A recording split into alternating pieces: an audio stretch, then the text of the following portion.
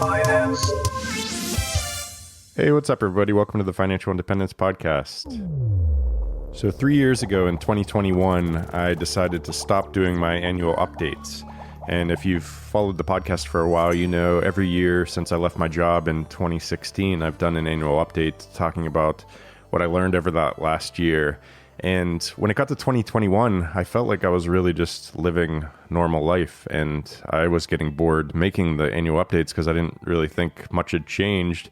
And I didn't know if I was actually giving any sort of meaningful advice to anybody by just talking about what I had been doing for the past year. So I decided to stop doing them, and it's amazing how much has changed since then. So one, I don't have it all figured out, and I've learned a lot over the last 3 years. So I figured I could share what I've learned over those last 3 years and maybe start doing these annual updates again if I continue to learn things. But I've also realized that things are going to get really weird with AI over the next decade, and content is going to be able to be created instantaneously by computers. And really, the only thing I have is my human story. And that's the most important thing, and my unique experiences that I can share and the lessons I learn through actually living this sort of lifestyle. So both of those things combined made me realize that, hey, I should maybe do another one of these at least, and then maybe continuing to do these in future years if I have some interesting things to share. So anyway, so this is my 8th year of freedom post, and I can't believe it's been 8 years. That's absolutely insane. And it was actually August 1st that I left my job, but I'm not really on a good schedule these days. And so this is over a month late, but hey, better late than never. Anyway, I hope you enjoy it. And this is valuable lessons from my 8th year of freedom. So the biggest thing since 2021 is really that I feel like I'm actually using money for the first time. My entire life has been saving money, investing money, hoarding money pretty much. And I don't think I've ever even tried to use it because using it was always the last resort. And if I was using it, that was a mistake because now that money can't grow anymore. And it's been a huge mental shift to now try to use it when I've just spent my whole life accumulating it. But it's been a lot of fun, and I have an article coming out soon, if I can get around to writing it, talking about learning how to spend and actually enjoying it while I'm learning how to do it. And I think that's been the biggest change. And particularly, we bought a house last year. Our last house, I think we sold in 2014, and we've just been renting ever since. And renting has been great, but now that we have a son and we want to settle down and we don't want to have to move every year if we don't want to. I know my wife never wanted to move every year, but I was always keen to try something new. But now that we have a son in the picture, just having a stable place that we can put all our stuff, and as parents out there know, you have a ton of stuff when you get a kid because grandparents just keep buying them stuff. So we decided to buy a house, and that's been a great purchase. And this is actually the third house we've owned. We owned a house in Scotland back in 2005, and then we bought a house in Vermont in 2011. But this is actually the first house that I've enjoyed owning. For anybody on the path to FI out there who is like me and was just like very motivated to get there as quickly as possible, I don't think I should have owned houses back then because any unexpected expenses that came up, I would stress about them. And yeah, owning a house is nothing but unexpected expenses. So I think, if I was doing it again, I'd probably rent most of the time that I was on the path to FI and then buy after, because now I can actually enjoy it, and I am enjoying it. It is a luxury. It is a splurge, and it's a great splurge because I'm talking to you from my perfect home studio that I've spent months and months designing and building, and I love it so much. And yeah, if I was as tight with money as I was back in my FI days, I wouldn't have this studio. And I would have been stressing about all the unexpected expenses that have already popped up over the last year and a half. So homeownership has been amazing. And again, if you would have told me this 8 years ago that I'd want to be a homeowner again after the horrors of my previous 2 homeownership stints, I would have said you're crazy, but that just shows how much changes as you get older and as your priorities change. And the other big thing that I would be surprised about back then that I am loving now is stuff.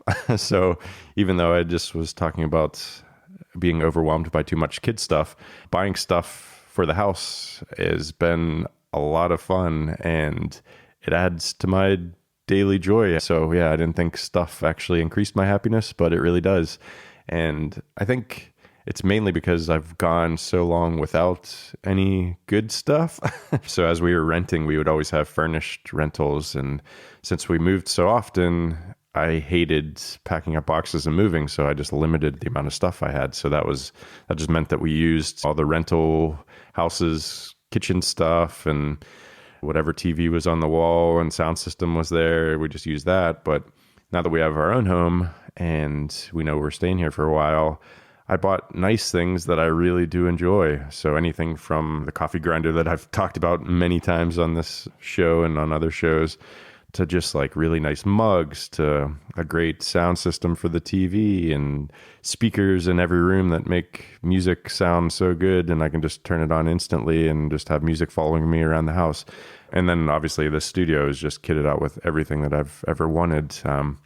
Speaking of the studio, I've set it up so that I can do video from here now. So if you want these podcasts to be in video form in the future, go to madfientist.com/YouTube and follow me there. And if I get enough YouTube followers, I'll start to make the effort to do video, which would require me to actually shower before recording these, which today that did not happen. So I'm glad this one's audio. But if I get enough followers on YouTube, then I'll start doing these in video, and I'll give you a little tour of my home studio, which is incredible. So go to madfientist.com/YouTube to follow me on there. So those are two big changes, my love of home ownership and love of stuff. But going back to the initial point where I'm actually using my money for the first time, I realized that's a big mistake I made on my journey to FI, was just disregarding the fact that actually one day you are going to spend your money. And if you're not really practicing how to spend it, you're not going to be that good at it. So this has been like a 3-year journey of trying to get better at spending money and trying to reframe it as something that does get used, and you use it to increase the happiness in your life. And the one thing I keep saying to myself is something that I heard in the Die With Zero podcast that I published a few months ago with Chris Hutchins. And that's when Bill Perkins said, "When's the party?" And I keep saying that to myself in my head because that's true. When's the party?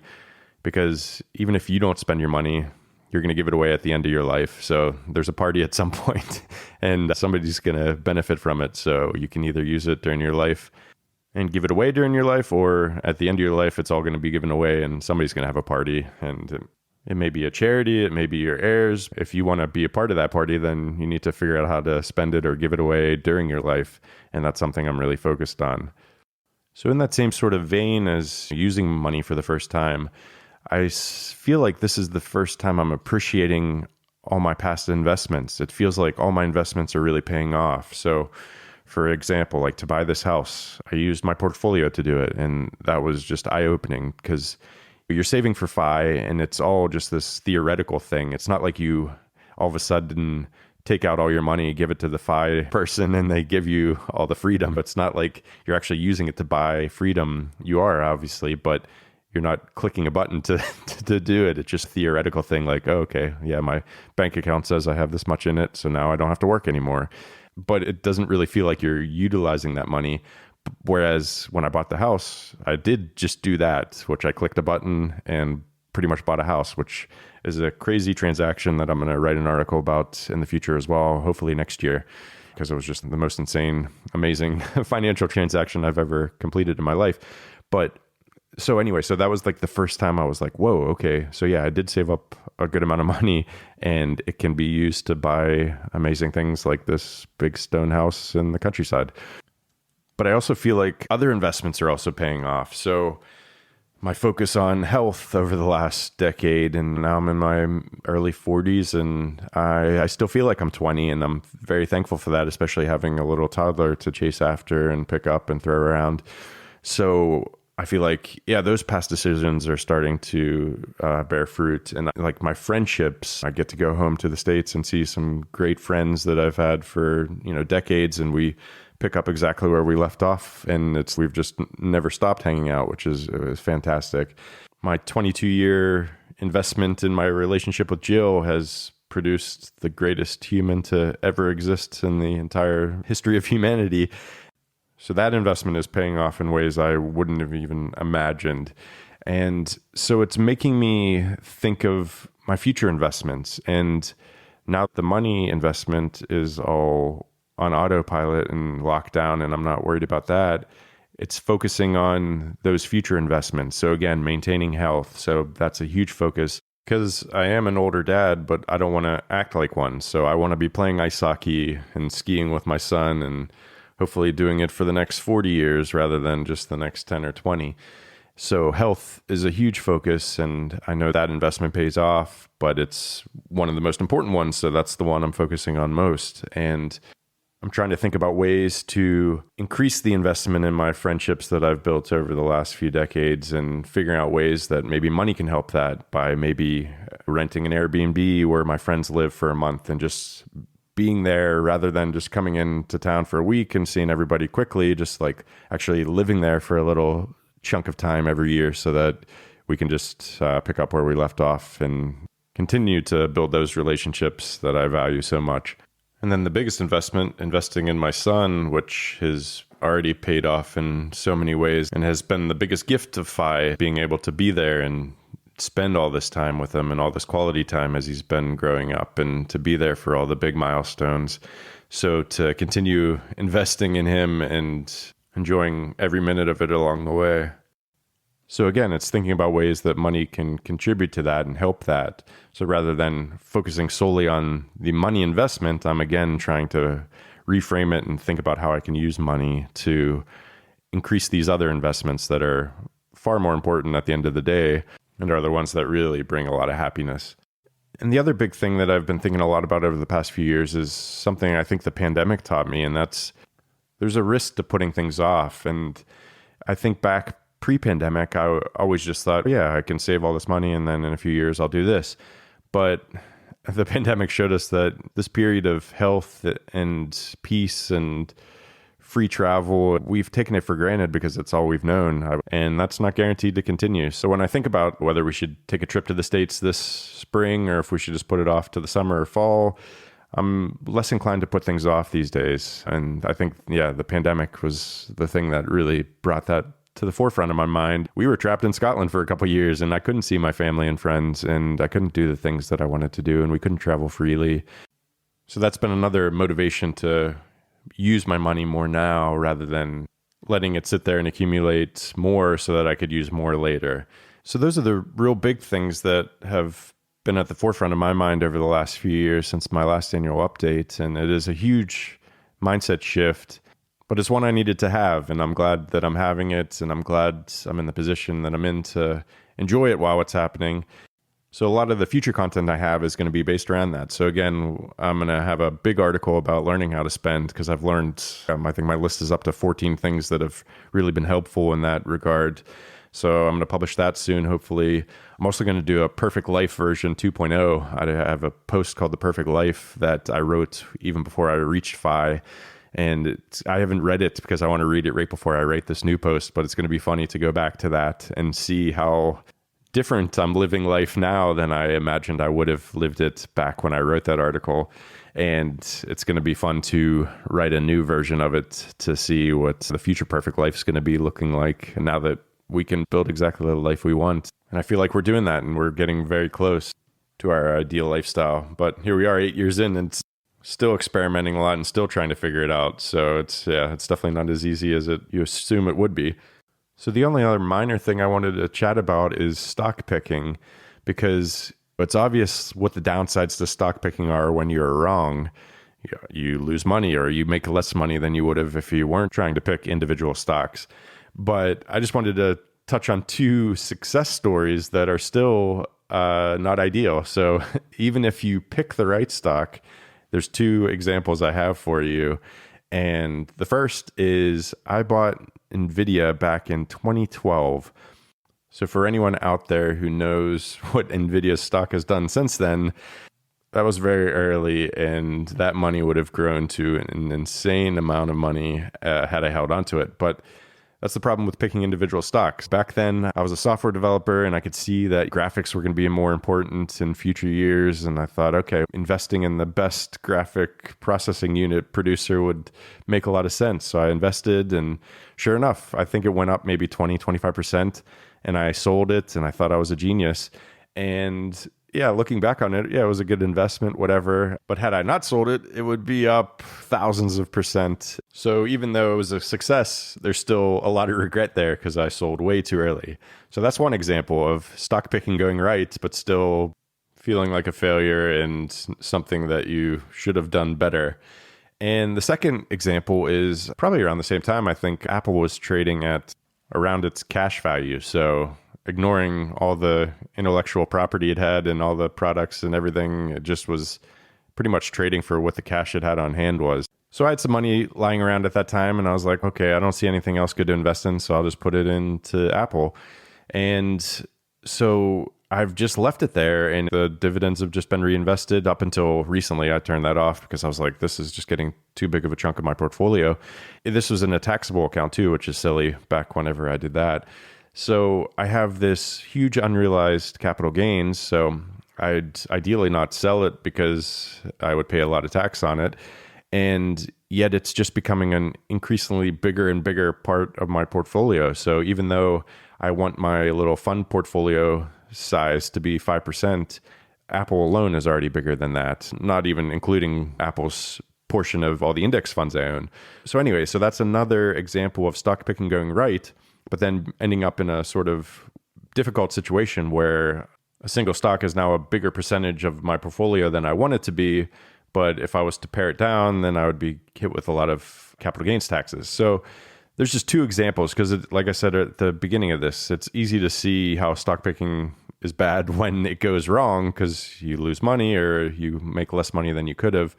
But when it goes right, there's still complications. And that's why I'm so glad that the majority of my portfolio is index funds that I plan to never sell. And that just makes life so much easier. You just let it keep compounding. It keeps doing its thing. You're not switching in and out. You're not watching it. It's just growing. And it's just a much easier way to invest. And it's no doubt going to be more beneficial than me trying to pick stocks, even if I pick winners, which again, I don't always. Those are two examples of winners. But even then, it comes with complications. So anyway, that's what's been happening with me for the past few years. Expect some more detailed and actionable posts about some of the topics I discussed today coming up. Maybe not this year, maybe early next year. But if you'd prefer these updates to be in video form in the next few years, then just head to mattfientis.com/YouTube to follow me there. And if I get enough subscribers there, I'll just start doing them there. But yeah, I hope you've been doing well. And one other thing that I've been thinking about over the last few years is just how grateful I am for the Mad Fientist and for you. It's amazing that I can just go months without publishing anything, and then I send out one email and I get all these lovely replies and suggestions and intelligent people to communicate with. And it's incredible. It's just another investment that seems to now be paying off. So all those past decisions of putting the reader and listener first and not trying to sell some garbage thing that you don't need or trying to put ads all over the place. I'm happy I made those decisions because now I feel like I've built up this relationship with you guys and I'm so thankful for it. So thank you for listening. Thank you for all your feedback and for being kind internet people because I'm not sure who else out there can send out an email to 100,000 plus listeners or readers and then just get all these nice replies and none of the normal internet garbage that I think a lot of people have to deal with. So thanks for listening. I hope you enjoyed it and I'll catch you in the next one. Finance.